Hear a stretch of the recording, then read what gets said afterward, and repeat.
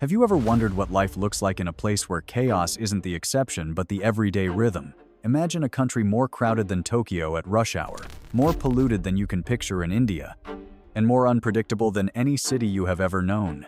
That country is real, and its name is Bangladesh. Welcome to a flat, river-drenched land in South Asia, a nation about the size of Iowa in the United States but home to more than 170 million people. Here, life and death walk together through the same streets, and every corner is a small story of survival. You'll see men tearing apart massive ships with their bare hands, children working instead of learning, and street food cooked right beside open sewage. And yet, through the smoke, the noise, and the heat, people smile. They keep moving. They keep building. Because Bangladesh is not just disorder, it is human endurance. It is the power to create dignity where hope seems impossible. So if you think you have seen struggle before, stay with me, because what you are about to see is on another level. This is Bangladesh.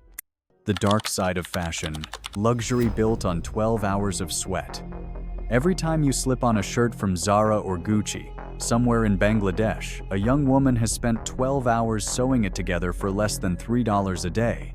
Most of these workers are barely 18, living in crowded dorms beside the factories, breathing chemical fumes instead of fresh air.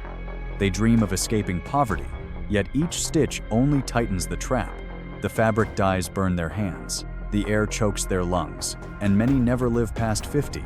For them, fashion is not beauty. It is survival measured in broken fingers and lost years. Because behind every tag that says, "Made in Bangladesh," there is a face you will never see. A girl who traded her youth so the world could wear style and call it luxury.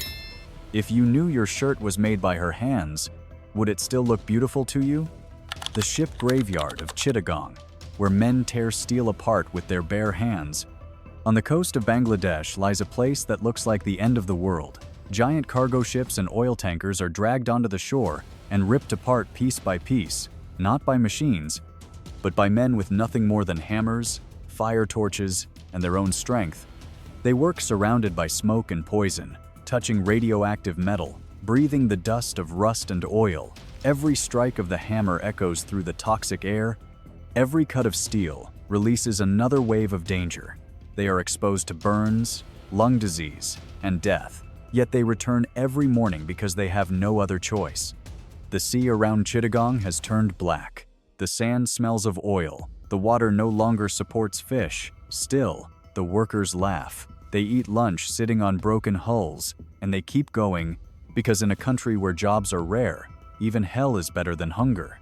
Sometimes, the most terrifying thing is not dying, but knowing you must keep living.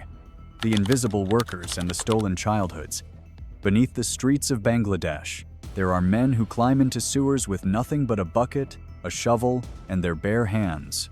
They work in the dark, surrounded by toxic gas and human waste. Every day they risk suffocation or drowning just to keep the city above them clean. They earn only a few dollars a day, and when one of them dies, another quietly takes his place. Above ground, millions of children face a different kind of darkness. Between the ages of 5 and 14, they spend 10 hours a day making bricks, sewing clothes, or scrubbing floors in homes that are not their own. They should be in school, but instead they are trapped in a life that steals both their youth and their future. The truth is harsh. An entire country keeps running because of people the world refuses to see. They hold it together from beneath the surface, without names, without recognition, without choice. Have you ever thought about the person who keeps your city clean, and what it might cost them to do it? The air that kills and the rivers that die. In Bangladesh, even breathing can be an act of courage. Dhaka often ranks as one of the most polluted cities on Earth, where the sky turns gray long before sunset, and the air feels heavier than smoke. Millions of old cars and buses pour out black exhaust. Factories release clouds of chemicals, and trash burns on every corner. The air you breathe here is not life, it is slow poison. But the tragedy does not end in the sky. The rivers that once gave life now carry death. Their waters have turned black, thick with industrial waste. The surface foams with chemicals. The stench burns your throat. Fish have vanished, and people who still use the river for washing or cooking suffer from rashes and infections that never heal. Every year, more than 150,000 people die from pollution, yet life goes on because there is nowhere else to go. In Bangladesh, when nature itself runs out of strength, humanity has no place left to hide. Transport and crime, order and chaos. In Dhaka, the traffic looks like a living creature made of metal and noise. Buses burst at the seams with passengers, rickshaws weave between trucks like insects, and trains carry people not only inside but on the roof.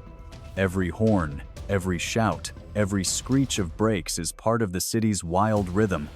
There are no clear lanes or rules, yet somehow, everything still moves. It is chaos that works. Barely, but it works. And in this chaos, crime has become a way to survive. Pickpockets, bag snatchers, and small gangs operate in plain sight, blending into the crowd.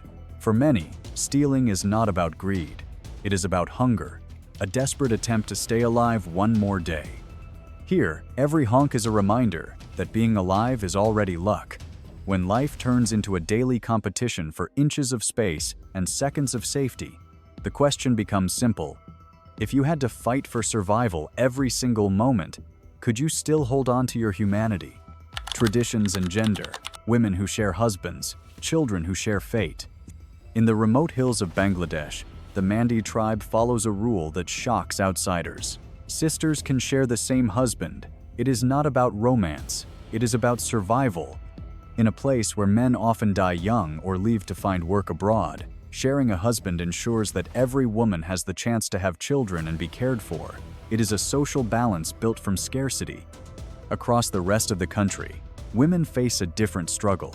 More than half of all girls are married before turning 18, and when it comes to inheritance, men receive twice as much as women. Tradition and religion combine to lock generations of women into lives they did not choose. For many, marriage is not the start of love, but the end of freedom.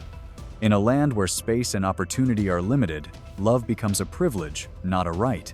When survival dictates the rules of family and desire, you cannot help but wonder, what if marriage was never about choice, but just another contract to stay alive?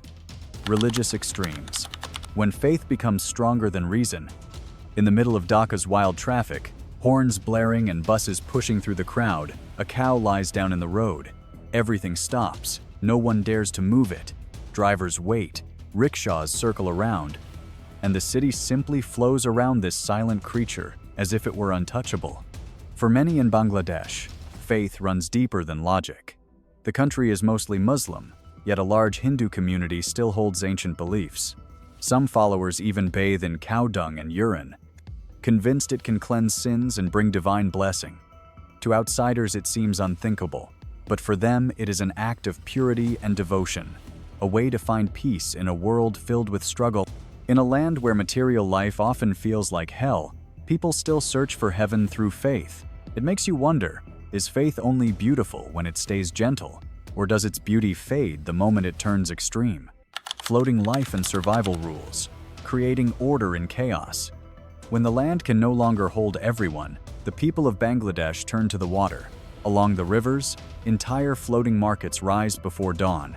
Boats loaded with fruits, vegetables, and fish drift side by side like moving neighborhoods. Families live on these boats, raise children, cook meals, and build their lives right above the currents. Here, people learn to live slowly.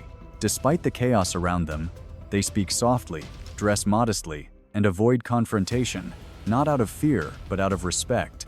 In a country where space is scarce and tempers can flare easily, politeness becomes a shield, and silence a language of peace.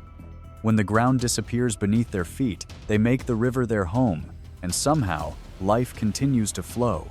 Maybe hardship teaches people something comfort never can, that sometimes love does not need words, only quiet endurance. The hell of humanity, the miracle of willpower. Bangladesh is a perfect paradox. It is both a living hell and a song of human endurance. It is a country that breaks your heart and then fills it again with awe. When we complain about traffic, someone in Dhaka is hanging onto the roof of a train just to get home. When we drink a glass of clean water, someone there is living beside a river that has already died. Bangladesh does not ask for pity, it asks for understanding. It reminds us that even in the harshest conditions, the human spirit refuses to give up. Because if they can keep living, smiling, and building a future in a place like this, what excuse do the rest of us have to stop trying? So after seeing this darker side of the world, what do you think? Would you choose to look away, or would you dare to keep looking and understand?